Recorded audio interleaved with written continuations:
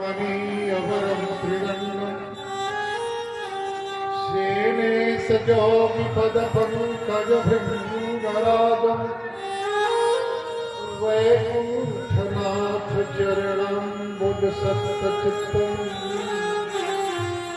लक्ष्मी प्रपन्नजतिवर्यमहं प्रपद्ये कान्तिस्मृतानन्दितसारदन्दम् यत्रैकतो विलसतामसिताङ्गशोभा वृन्दावनेति कृतयानगङ्गसङ्गम् राधामुकुन्दयुगलं तदहं नमामि। रामाय रामभद्राय रामचन्द्राय वेधसे रघुनाथाय नाथाय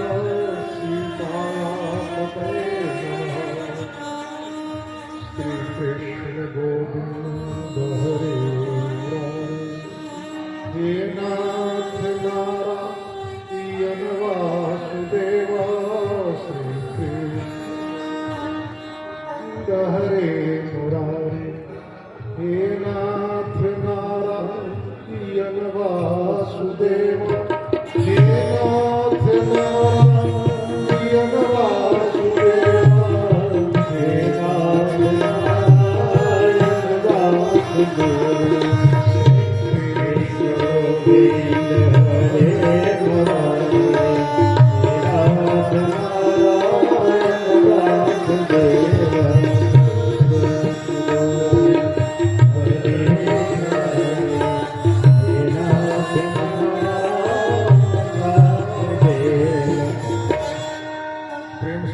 स्वामी जी महाराज की यज्ञ पुरुष भगवान की जय। श्रीमद् वाल्मीकि रामायण की जय। नारायण। कल हम लोगों ने यह बात देखे कि महर्षि विश्वामित्र अपने राष्ट्र यज्ञ की रक्षा के लिए अयोध्याधिपति महाराज दशरथ से महर्षि वशिष्ठ के अनुशंसा और अनुमोदन के साथ राम और लक्ष्मण को लेकर सिद्धाश्रम महर्षि विश्वामित्र के राष्ट्र यज्ञ में विप्लव उत्पन्न करने वाले ताटका सुबाहु का वध मारीच के माध्यम से भारत भूमि को अस्थिर करने वाले वैदेशिक शक्तियों के चुनौती भगवान श्री राम ने दी। महर्षि विश्वामित्र अपने यज्ञ की पूर्णता से ही संतुष्ट नहीं हुए। एक सच्चा ऋषि केवल और केवल अपने आयोजनों को ही उद्देश्य में लेकर जीवन नहीं जीता, बल्कि ऋषि की जो समष्टिगत दृष्टि होती है उसके अनुसार राष्ट्र और मानवता के कल्याण के लिए नित्य निरंतर परिवर्तन और संबंधों की व्याख्या करता है। महर्षि विश्वामित्र के प्रयास से पारिस्थितिक कारणों से सामाजिक उपेक्षा झेलती हुई अहल्या को भगवान श्री राम ने समाज के मुख्य धारा से पुनः जोड़कर महर्षि गौतम से पुनर्मिलन कराया।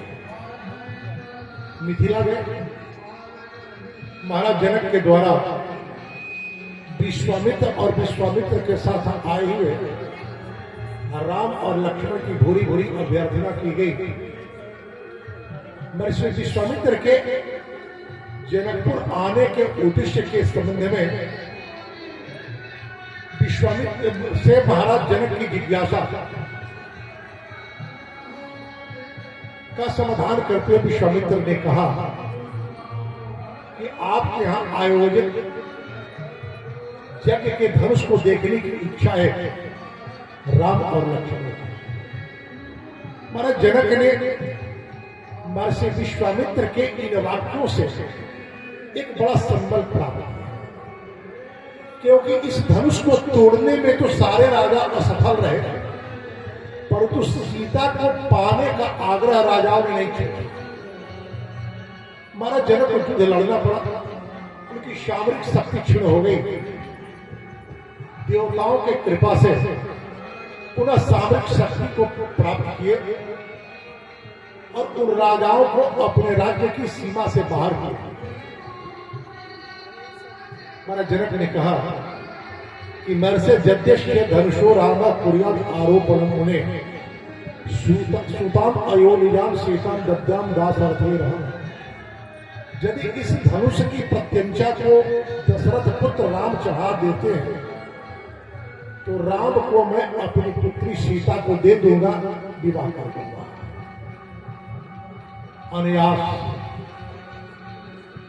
श्री राम के द्वारा उस धनुष की प्रत्यंचा की डोरी चढ़ाते क्रम में धनुष टूट गया। धनुष के टूटते ही महाराज जनक के प्रसन्नता का पारावार नहीं रहा। उन्होंने कहा, भगवान कृष्ण लीलियों में रामो दशरथात्मज अत्यद्भुतम अचित्यम तर्कितम इदम मया। भगवान राम ने धनुष की प्रत्यंचा को चढ़ाने का प्रयत्न किया, धनुष टूटा, साधु साधु की आवाज हुई, आकाश से पुष्प बारिश वृष्टि हुई। महाराज जनक ने कहा, महर्षि दशरथ नंदन श्री राम के पराक्रम को आज अपनी आंखों से मैंने देखा। महादेव के धनुष को चढ़ाना अत्यंत अद्भुत, अचिंतनीय और तार्किक घटना। जनका नाम कुले कीर्ति आहरिष्यति में श्रुता सीता भरता रमाशाद्य रामम दशरथात्मजम। मेरी पुत्री राम जैसे पति को पाकर के जनकपुर की मर्यादा का विस्तार करें। 4 वर्ण में विवाह की 4 पद्धति शास्त्र में वर्णित है। ब्राह्मण के विवाह के लिए कन्यादान की व्यवस्था है, जल के साथ पानी ग्रहण किया जाता है। क्षत्रियों में वागदान होता है, वागदान कर दिया, विवाह करने का अधिकार प्राप्त हो गया। यदि पिता वागदान कर दिया तो वर उस कन्या से विवाह कर सकता है। वैश्यों में तलवार के मुठ को कन्या को पकड़ाया जाता है, पकड़ लेती है तो विवाह करने का अधिकार हो जाता है। शूद्र के लिए पुरुष के उत्तरीय के छोर को कोई कन्या पकड़ ले तो उस वर को उस कन्या से विवाह करने का अधिकार प्राप्त हो जाता है। जैसा कि गर्ग संहिता में एक कथा आती है कि भगवान श्री कृष्ण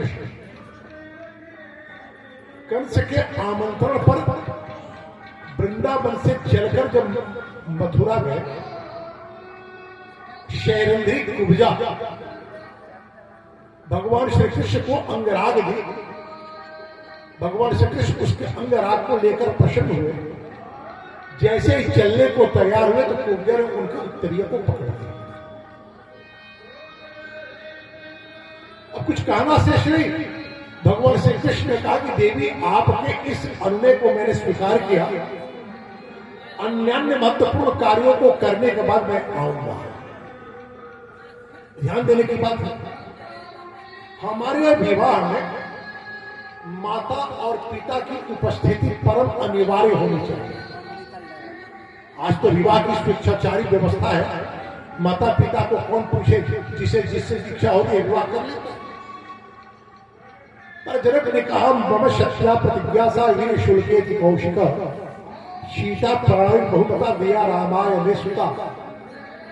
जो प्रतिज्ञा हमने की थी उस प्रतिज्ञा को राम के द्वारा पूर्ण किया गया, इसलिए यह पुत्री राम को मैं समर्पित करूंगा, इसमें कोई संदेह नहीं। लेकिन एक निवेदन है, यदि यह संदेश महाराज दशरथ को दे दिया जाता, उनको भी बुला लिया जाता तो अच्छा होता। विश्वामित्र ने महाराज जनक के विचारों का समर्थन किया और 4 दूत अयोध्यायाम प्रेषयामास धर्मात्माकृत शासनम जथारुतम समाख्यातुम माने निपुण तथा। 4 तेज धावक दौड़ाए गए अयोध्या। 4 दिन लगे इन धावकों को जाने में। महाराज दशरथ से जाकर के राम के शौर्य की बातें की। भगवान राम अपने परिजन पुरजन और गुरुजन को लेकर जनकपुर की यात्रा की। जनकपुर में उनका बड़ा ही स्वागत हुआ। 4 दिन आने में लगा उनको। महाराज जनक जब महाराज दशरथ की अभ्यर्थना कर रहे हैं, महाराज दशरथ के चरणों में जब महाराज जनक झुक रहे हैं, ध्यान देने की बात है आज विशेष रूप से, क्योंकि आज वर का पिता अपने को भगवान मान बैठा है। लड़के की यदि आप अपनी कन्या का विवाह करने जाते हैं, जिस लड़के से उस लड़के का पिता अपने को भगवान माने बैठा है कि मुझसे श्रेष्ठ कोई नहीं है, झुकता ही नहीं। जब महाराज जनक झुके महाराज दशरथ के चरणों में, महाराज दशरथ ने बड़ा ही सुंदर वाक्य कहा, प्रतिग्रहो दातृवशः श्रुतम् एतन् मया पुरा यथा वक्षसि धर्मज्ञ तथा करिष्यामहे वयम्। महाराज आप मुझे लज्जित न करें, दाता बड़ा होता है, प्रतिग्रहिता तो छोटा होता है। आप दाता है, आप अपनी कन्या मुझे दे रहे हैं, मैं आपकी कन्या को स्वीकार कर रहा हूं पुत्र वधू के रूप में, मेरा पुत्र स्वीकार करेगा पत्नी के रूप में, इसलिए आप मुझसे बड़े हैं, आप जैसा कहेंगे वैसा मैं करूंगा। अब आप अपनी व्यवस्था बताए कैसे करना है। महाराज जनक के भाई कुशल जनकपुर से दूर शंकाश्या नाम के नगर में शासन करते हैं। उनकी भी 2 पुत्रियां हैं। उन पुत्रियों के साथ अपने परिवार के साथ उनको बुलाया जाता है। धनुष तो दशरथ नंदन राम ने तोड़ा। जो धनुष सीता के विवाह के लिए निश्चित था कि जो प्रत्यंता चढ़ाएगा उसी से विवाह किया जाएगा, लेकिन केवल सीता का ही विवाह महाराज जनक को नहीं करेंगे, उनकी और पुत्रियां थी। और दशरथ के भी पुत्र केवल राम ही नहीं थे, और पुत्र थे। जैसा कि विश्वामित्र ने महाराज दशरथ से उनके पुत्र की याचना करते समय यह बात कही कि आप वशिष्ठ से पूछ ले, उनकी सम्मति हो तो आप अपने पुत्र मुझे दे दे। महर्षि वशिष्ठ ने कहा कि राजन, आपकी जो कामना है अपने पुत्रों का विवाह, उस विवाह की ओर बढ़ता हुआ यह एक प्रयास है महर्षि विश्वामित्र की ओर से। कभी भी आपके बच्चे और बच्चियों के विवाह में संत आचार्य की सम्मति और निर्देश हो तो आपके बच्चे और बच्चियों के भविष्य में किसी प्रकार की विपदा आने की संभावनाएं ही नहीं बनती। महर्षि विश्वामित्र वशिष्ठ आदि ने राय किया और आपस में महाराज जनक और दशरथ से लोगों ने कहा कि यदि आपके चारों बच्चों का विवाह यही हो जाए तो क्या आपत्ति है। भला कौन ऐसा पिता चाहेगा कि हमारे पुत्र का विवाह न हो। और महाराज जनक जैसा परम संस्कारशील वीतरागी जोग भोग में राखे कोई ऐसी संस्कृति वाला परिवार मिल जाए, अपने पुत्र का विवाह करते समय किस परिवार में अपने पुत्र का विवाह करना चाहिए, इसका विचार करने की आवश्यकता है। आज विशेष रूप से केवल समृद्ध परिवार में ही नहीं अपने बच्चों के विवाह का आग्रह पालना चाहिए, बल्कि समृद्धि के साथ संस्कृति भी हो। ये नहीं कि समृद्धि न हो, समृद्धि भी हो और संस्कृति भी। अभावपूर्ण परिवेश से आई हुई कन्या के भीतर अनेक आकांक्षाएं दमित होती हैं, और आपके यहां यदि संपन्नता है और वह विपन्न परिवार से आई है तो उसकी सारी आकांक्षाएं एकाएक फैलती है और परिवार में विप्लव की स्थिति बन जाती है। यदि समृद्ध परिवार की कन्या को आप पुत्र वधू बनाए हैं, उस परिवार में यदि संस्कार नहीं है तो अपने पितृकुल के समृद्धि की चर्चा करते हुए आपको लज्जित करेगी। आपके परिवार में विप्लव की स्थिति आ सकती है। तो विवाह करते समय परिवार समृद्धि भी हो और संस्कारवान भी हो। उस समय महाराज जनक से बड़ा ना कोई समृद्धवान था और ना कोई संस्कारशील परिवार था। महाराज दशरथ को बड़ी प्रसन्नता हुई। चारों बहनों का विवाह हो गया। राम, लक्ष्मण और भरत शत्रुघ्न से विवाह के लिए मंडप होता है। कन्या के घर में, कन्या के पिता के घर में विवाह के लिए बैठे।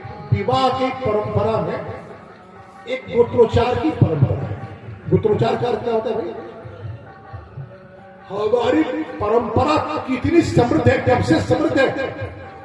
हमारे पूर्ववर्ती, हमारे पूर्वज जो है, उनका शील, शौर्य और उनका परिचय क्या है, ये बताने की परंपरा है। सूर्य वंश का परिचय महर्षि वशिष्ठ देते हैं। अपने कुल का परिचय स्वयं महाराज जनक देते हैं। विवाह करने के लिए वर और वधू जब बैठते हैं तो कन्यादान के पूर्व यह क्रम होता है। कन्यादान जब तक नहीं होता तब तक गोत्रोच्चार हो जाता है। गोत्रोच्चार हो कि एकाएक विवाह को 3 दिनों के लिए रोक दिया गया। महाराज जनक ने कहा, मघा यज्ञ महाबाहो तृतीय दिवसे प्रभो फाल्गुन्याम उत्तरे राजस तस्मिन् वैवाहिक करो। विचार करना कि विवाह के वेदी पर बैठे वर वधू के साथ अभिभावकों ने 3 दिनों के लिए विवाह क्यों रोका? विवाह और जन्म दोनों का हमारे जीवन पर बहुत गहरा प्रभाव पड़ता है। कलयुग में तो मैं कहूंगा कि जन्म से अधिक प्रभाव विवाह का पड़ता है हमारे जीवन पर। 16 संस्कारों की बात की गई है। मनु जी महाराज संस्कारों का क्रम जब बतलाते हैं तो आधार पहला संस्कार है। जब कोई जीव माता और पिता के प्रेम पूर्ण अंतरंग क्षण के माध्यम से अपने माता के गर्भ में प्रवेश करता है कलल के रूप में, वह आधार का संस्कार है। आज हमारी संस्कृति इतनी भोगवादी हो चुकी है कि हमें पता ही नहीं है कि संस्कार पूर्वक संतान कैसे पैदा किया जाता है। आज तो बच्चे एक्सीडेंटल हो जा रहे हैं कि काम संस्कृतियां हो रही हैं। यदि आपका आरंभिक आधार संस्कार ही गलत हो गया तो फिर आपके भविष्य का क्या होगा? नहीं, घबराने की आवश्यकता नहीं है। जिस प्रकार हम अपने जीवन में करने वाली यात्राओं में यात्रा आरंभ करने के पूर्व यात्रा की संभावित आवश्यकताओं का ध्यान रखते हुए तैयारी करते हैं। यदि किंचित तैयारी में कोई कमी रह गई तो यात्रा क्रम में विश्राम स्थल पर बड़े जंक्शन पर कहीं पड़ाव डालते हैं तो वहां अपनी शेष तैयारी पूरी करते हैं। उसी तरह 16 संस्कार की जो चर्चा हमारे शास्त्रों में की गई है तो आधान, पुंसवन, सीमंतोरेन, जन्म, जातकर्म, नामकरण, भूमि प्रवेश आदि सारे संस्कार के क्रम में 12वां संस्कार होता है विवाह। और विवाह के बाद संस्कार है, उसका नाम है अंत्येष्टि, मरना, मृत्यु। जन्म से लेकर मृत्यु तक एक व्यवस्था है, एक संस्कार है। यदि आपका जन्मकालीन संस्कार दूषित हो गया तो क्या होगा? जन्मना जाके शूद्र संस्काराद द्विज उच्यते। यदि आपका संस्कार पूर्वक आधार नहीं हुआ है तो आप चाहे ब्राह्मण कुल में जन्म ले, क्षत्रिय कुल में जन्म ले, वैश्य कुल में जन्म ले, आप शूद्र ही हैं। यदि आधार संस्कार सीमंतोनेन पुंसवन यदि आपका हुआ है तो जातकर्म संस्कार के साथ ही आप जिस वर्ण में जन्म लिए हैं उस वर्ण के नाम से आप बीत किए जाएंगे। तो यदि आप शुद्ध हो गए तो क्या होगा? शूद्रों के लिए केवल एक संस्कार है, शूद्र और स्त्री के लिए। महर्षि मनु के अनुसार विवाह संस्कार के द्वारा ही शूद्रों का उत्कर्ष और स्त्रियों का उत्कर्ष होता है। यदि आपका आधान संस्कार नहीं हुआ, जागरण संस्कार नहीं हुआ, आप यज्ञोपवीत आदि तो आज हो ही नहीं रहे, तो फिर आप शूद्र कोटि में आ गए, आपका उत्कर्ष कैसे होगा, कल्याण कैसे होगा? तो विवाह, आज विवाह भी विकृत हो गए, विवाह भी हम इवेंट बना दिए हैं। विवाह को संस्कार के रूप में लोग आज आयोजित नहीं कर रहे। संस्कार का अर्थ होता है समय और पद्धति। एक निश्चित समय जो विवाह के लिए विहित किया जाना चाहिए वो करके उस पद्धति से यदि आप विवाह करते हैं तो विवाह को संस्कार करते हैं। 27 नक्षत्रों में मघा नक्षत्र ही विवाह के लिए विहित है, लेकिन हम मघा यज्ञ महाबाहो तृतीय दिवस प्रभो कहते हैं कि आज मघा नक्षत्र है, आज के तीसरे दिन उत्तरा फाल्गुन में विवाह किया जाए।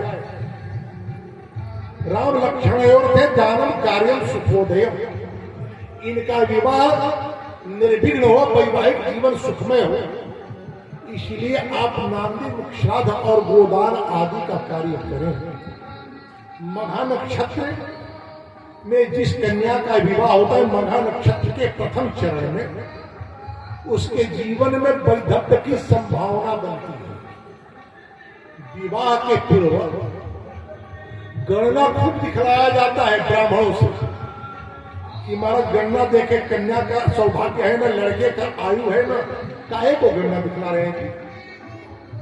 यदि आप विवाह को संस्कार पूर्वक समायोजित नहीं किए तो आपका गणना केवल और गणना बनकर रह जाएगा, उसका परिणाम नहीं मिलेगा। तो मघा नक्षत्र के प्रथम चरण में यदि किसी कन्या का विवाह होता है तो उसमें वैधव्य होने की संभावना बनती है। मघा नक्षत्र तो 24 घंटे का होता है, तो प्रथम भाग तो 6 घंटे का ही हुआ ना, तो 6 घंटे के बाद किया जाता है। तो 6 घंटे के बाद यदि विवाह किया जाता तो जिस मुहूर्त में विवाह को करना अभिष्ट था महाराज जनक को, महर्षि वशिष्ठ को, वह मुहूर्त निकल जाता। वह मुहूर्त क्या है भाई? महाराज दशरथ जनवासा में जाकर नांदी मुख किए, गोदान किए। तीसरे दिन राम लक्ष्मण को आगे कर महर्षि वशिष्ठ महाराज दशरथ के साथ गए। विवाह के योग्य मुहूर्त, विजय मुहूर्त की संभावनाओं के अनुकूल युक्ते मुहूर्ते विजय सर्वाभरण भूषित भ्रातृभि सहितो रामकृत कौतुक मंगलम। विजय मुहूर्त जो विवाह के लिए सर्वतोभावेन उत्कृष्ट मुहूर्त है, उस मुहूर्त की जो संभावनाओं के अनुसार महाराज दशरथ बिना बुलाए ही जनक के दरवाजे पर जाकर खड़े हो गए अपने पुत्र और अपने आचार्य वशिष्ठ के साथ। आज क्या होता है? विवाह के लिए वर पक्ष के लोग जब बारात लेकर जाते हैं तो बात बात में ठसक करते हैं कि लड़का मंडप में नहीं जाएगा, नहीं जाएगा, नहीं जाएगा। अरे भैया, विवाह आपके बच्चे का हो रहा है, पुत्र का हो रहा है। पुत्री जब विदा होगी अपने पिता के घर से तो आपकी पुत्र वधू होगी।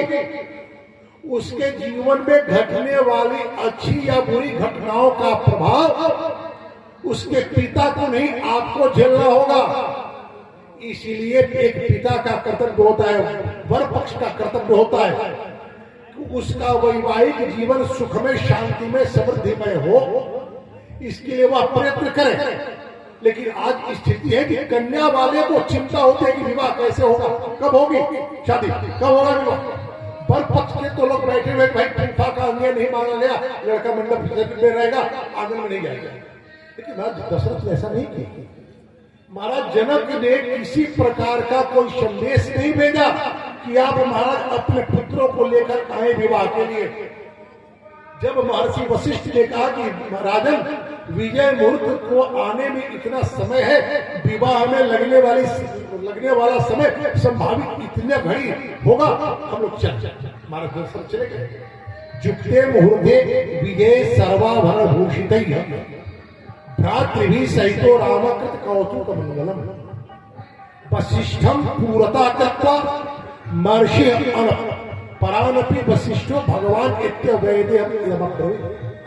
महाराज जनक के दरवाजे पर महाराज जनक ने जब देखा कि महर्षि वशिष्ठ अपने यजमान महाराज दशरथ और अपने वो बटुक वर राम लक्ष्मण भरत शत्रुघ्न को लेकर आए हैं, उनको सादर बुलाए, विवाह का क्रम आगे बढ़ा। विजय मूल कब होता है?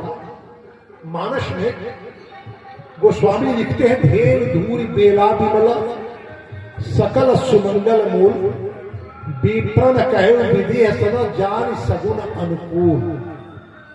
गोधूली का सूर्य अस्त हो गया हो, आकाश में अभी तारों का उदय नहीं हुआ हो, इसी को गोधूली काल कहते, विजय मुहूर्त कहते हैं। अब इसका एक दूसरा पक्ष पर भी हम लोग विचार करें। आज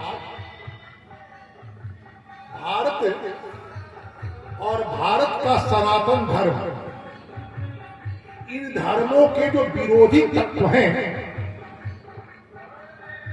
विवाह आदि आयोजनों के बाह्य स्वरूप की सारी व्यवस्था का व्यापार उनके एकाधिकार में है।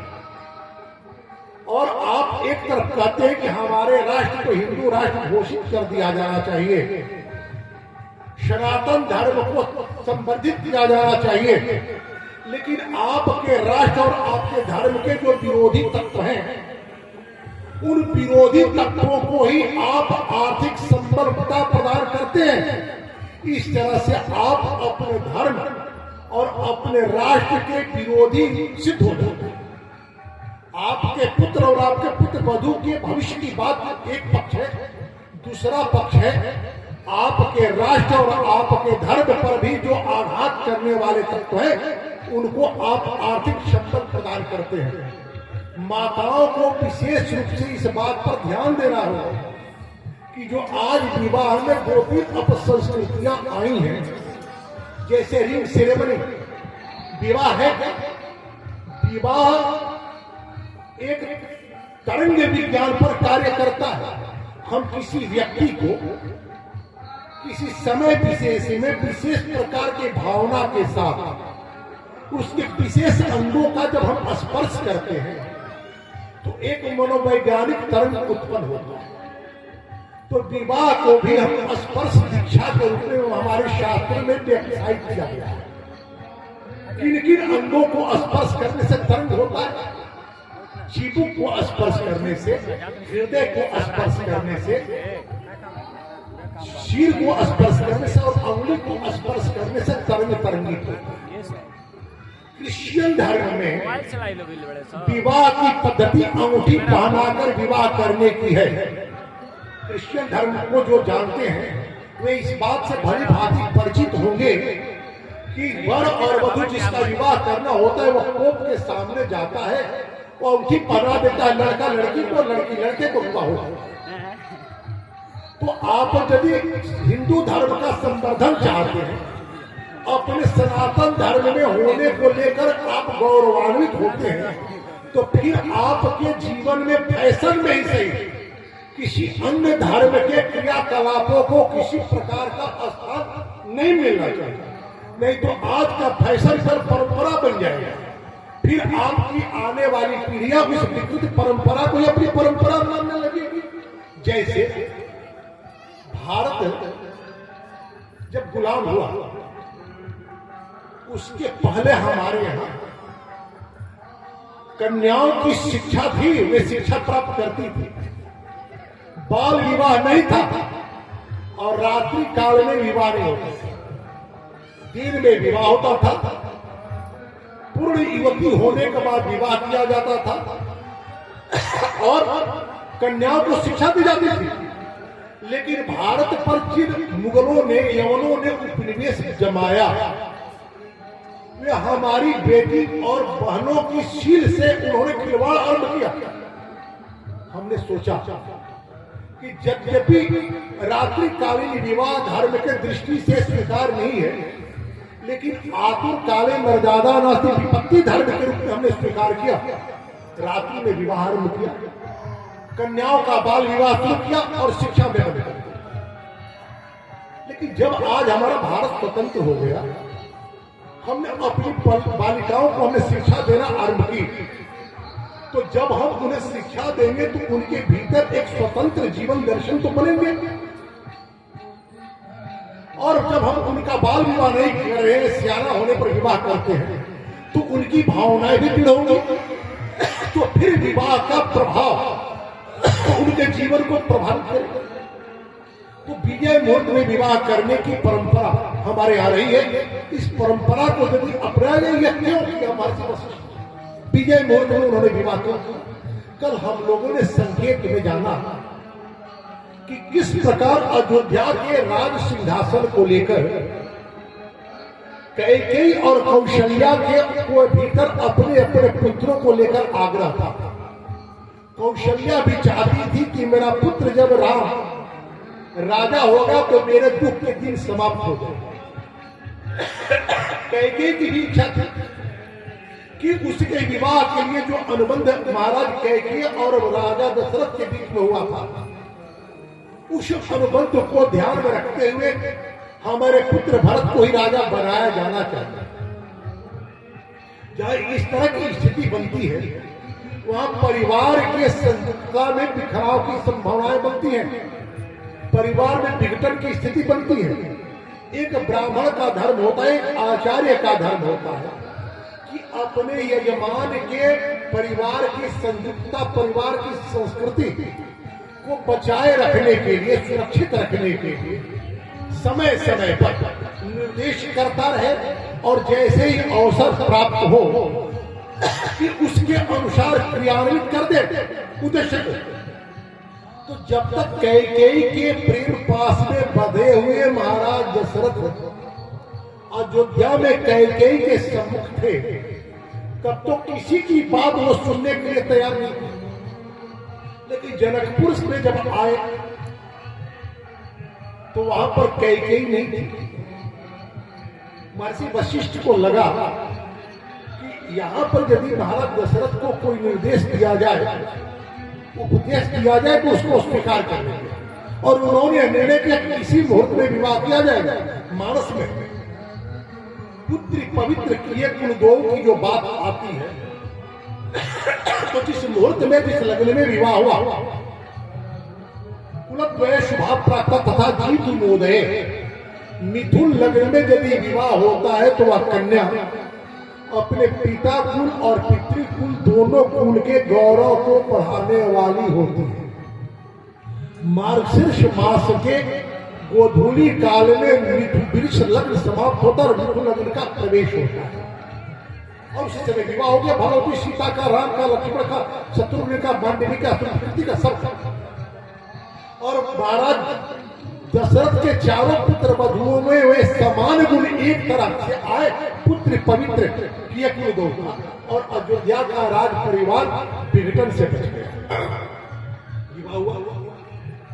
विवाह के बाद महाराज दशरथ की इच्छा है कि वे अयोध्या जाए। महाराज जनक की इच्छा है कि महाराज दशरथ कुछ और दिन रह जाए। अंततः महाराज दशरथ ने कहा कि राजन, आपकी जो यह सेवा है, आपके द्वारा जो सत्कार दिया जा रहा है, मेरी भी इच्छा जनकपुर के सत्कार को छोड़कर जाने की नहीं है। लेकिन पुत्र केवल और केवल राम मेरा नहीं है, लक्ष्मण केवल मेरा पुत्र नहीं है, अपने माताओं के भी ये पुत्र हैं। और अपने पुत्र की विवाह की लालसा जितनी मुझे है, ठीक उतनी मेरी पत्नियों को भी। अब मैंने सुख प्राप्त किया, मेरे पत्नियों को भी सुख से बहुत देर तक वंचित न होने दे। विदा होगा। यात्रा आरंभ हुई जनकपुर से अयोध्या। मानस और वाल्मीकि रामायण के श्री सीताराम विवाह के क्रम में कुछ अंतर है। मानस में जहां धनुष भंजन के बाद सीता विवाह के पूर्व ही जब रगनी नंदन परशुराम आ जाते हैं, वहीं वाल्मीकि रामायण में जब महाराज दशरथ अपने पुत्र और पुत्र बधुओं को लेकर विदा लेते तो मार्ग में महर्षि परशुराम से भेंट होती है। रास्ते में एक शकुन होता है, गच्छन् तंतु नर व्याघ्रम शर्ष सिंहम शराघव घोरास्तु पक्षिणो वाचो व्यवहरन्ति समन्ततः। महाराज दशरथ जा रहे हैं कि इनके माथे के ऊपर कर्कश ध्वनि करने वाले पक्षियों का समूह चक्कर लगाता है, भयभीत होते हैं। भौमाश्चैव मृगा सर्वे गच्छन्ति स्म प्रदक्षिणम्। लेकिन एक और शकुन होती है, वन में जाने वाले जो मृग हैं, विचरण करने वाले, वो महाराज दशरथ को अपने दाएं करके जा रहे हैं। ये दोनों शकुन को लेकर के महाराज दशरथ महर्षि वशिष्ठ से पूछते हैं कि महर्षि इन शकुनों का परिणाम क्या होगा। महर्षि वशिष्ठ ने कहा कि राजा भय तो उत्पन्न होगा, क्योंकि पहला जो शकुन है घोरास्तु पक्षियों वाचो व्यवहरन्ति समन्ततः, जो कर्कश ध्वनि करने वाले पक्षी आपके माथे के ऊपर चक्कर लगा रहे हैं, यह शकुनों का प्रथम क्रम है। तो पहले भय उत्पन्न हो, लेकिन घबराने की आवश्यकता नहीं। यह दूसरा शकुन जो है आपके विजय का संकेत दे रहा है।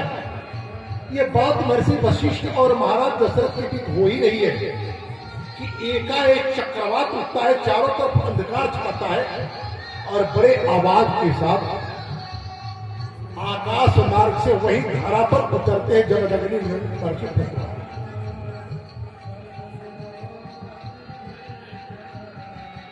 महाराज दशरथ कहते हैं कि हे महर्षि, आपके पिता का जो वध हुआ, उस वध का प्रतिशोध लेने के लिए आपने जो संहार किया क्षत्रियों का, अब तक तो आपका क्रोध शांत हो जाना चाहिए। और हम इक्ष्वाकु वंशी तो आपके क्रोध का सम्मान करते हैं, आपके सामने नमन करते हैं, झुकते हैं, मेरे प्रति क्रोध नहीं होना चाहिए। लेकिन ये मानते नहीं। ध्यान देने की बात है, अवतार का 5 क्रम होता है। भगवान का जो अवतार होता है उसका 5 स्तर है। अंशावतार, अंशांशावतार, आवेशावतार, पूर्णावतार और परिपूर्णतमावतार। अब हम इस कथा को यही विराम देंगे, क्योंकि हमारे